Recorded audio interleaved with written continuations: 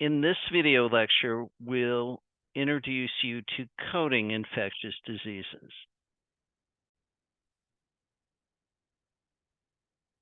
Okay, again, these codes, as you can note from the bottom of the slide, go from A00 through B99 and include something that's fairly new, the U07.1, the COVID-19 codes. We'll cover some guidelines regarding infectious diseases.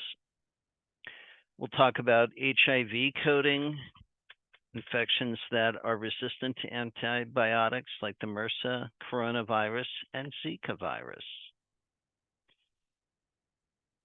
Some of the things that you'll see in the guidelines is a lot of times we'll see providers writing things such as suspected AIDS, possible AIDS. We only code confirmed cases of AIDS.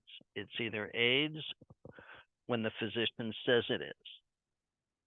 And when somebody is admitted for AIDS, it's something we always want to pick up. Typically, patients will commonly be admitted for some sort of HIV-related condition. That'll be the B20 code. On occasion, the patient with HIV will be admitted for something totally unrelated, and we'll cover those guidelines when we get to that. We can also have asymptomatic HIV. Magic Johnson comes to mind in terms of that. We can have patients with inconclusive HIV serology. We can have previously diagnosed HIV illness. And then something that we also see are HIV infections in pregnancy, childbirth, postpartum, and encounters for testing for HIV. And all these are carved out in the guidelines. So pay special attention to these. They're in the front of your textbook. They're also in the very front of the infectious disease chapter.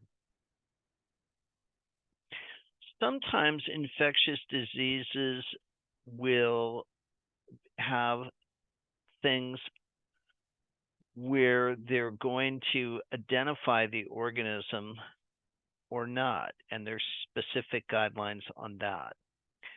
Category B95 covers the strep, staph, and enterococcus infectious diseases. In B96 is the code category that covers any other type of bacterial infection. Finally, we get to B97, and this is the code categories as viruses, with the exception of COVID, which we'll get into. One thing that we're seeing more and more of in epidemiology are infections that are resistant to antibiotics.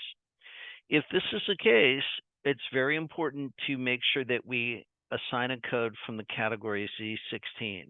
This is resistance to antimicrobial drugs, and it follows the infection code only if the infection code does not identify the resistance. Kind of going back to an earlier thing, if we have a combination code, we use just the combination code. If we don't, as here, with sometimes infections are not specifically carved out as resistant to antimicrobial drugs, then we would use an additional code from Z16 to get that. Finally, some really important guidelines on sepsis. Sepsis is a major area of concern in hospitals. So we're going to talk about the guidelines for sepsis, severe sepsis, how we sequence it. So really important guidelines on that. I want to pay special attention to that, specifically when we use R65.21 and when we don't, in terms of how it's sequenced. So very important to understand that. And again, sometimes we'll see combination codes that have the MRSA, which is the methicillin-resistant staph, right? And if there is a combination code, we would use that.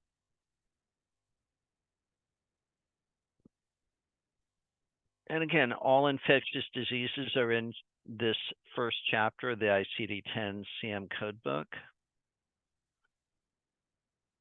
And again, these guidelines are typically right in the very front, and they include such things as includes diseases generally recognized as communicable and transmissible. There are some excludes ones and excludes two, so pay special attention to those. You can find out all those finer details in the guidelines and specifically per each code in the tabular. Normally, when we're coding something from the infectious disease chapter 1 in the code book, we'll want to get the body site with the infection, the specific organism that's responsible, the etiology, and then the severity. Sometimes infections can be either acute or chronic. They're combination codes, and in addition to whether they're resistant to medications, they'll talk about the manifestation and the infectious disease agent. So like one that they show here is conjunctivitis due to adenovirus. If we don't have a combination code, we need to use both codes to describe the etiology and the manifestation. And the alphabetic index will identify when these are required. Septic shock is when sepsis causes a massive, in other words, you have a blood infection in the blood, and you have this massive immune response. And your immune system releases all these chemicals into the bloodstream, these cytokines and all these things. We saw a lot of that with COVID-19. And the good news is it fights the infection. However, it does trigger widespread inflammation, which impairs blood flow and ultimately can damage vital organs. We don't have sepsis, and for that matter, severe sepsis or septic shock without infections. When we talk about severe sepsis, we're talking not only about an infection, but we're talking about some sort of acute organ dysfunction. So in other words, we have this systemic inflammatory response, and then it's having some sort of organ dysfunction. In other words, liver failure, renal failure, things of that nature. And these organs, vital organs, fail, and it's a very, very dire situation at that point. Septic shock happens when we have this sepsis that's so severe that it causes decreased blood pressure and causes circulatory failure, and then it's a cascading effect to the lungs, kidneys, liver, etc.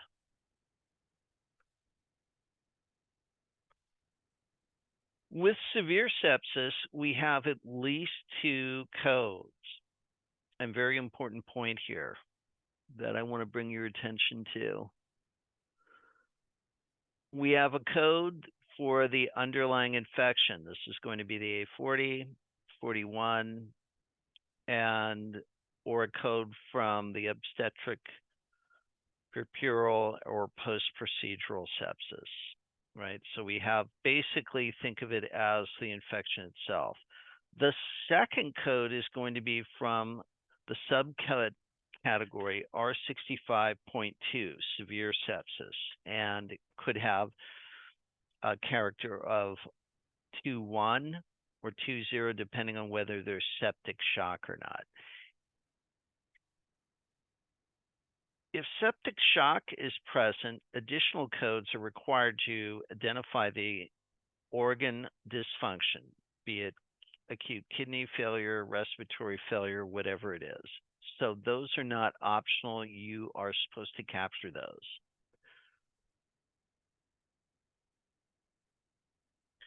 Let's take a look at the tabular now for codes R65.20 and R65.21.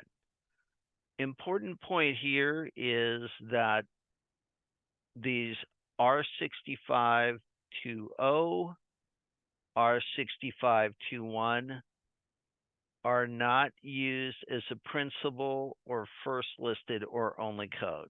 They will always follow the infection code.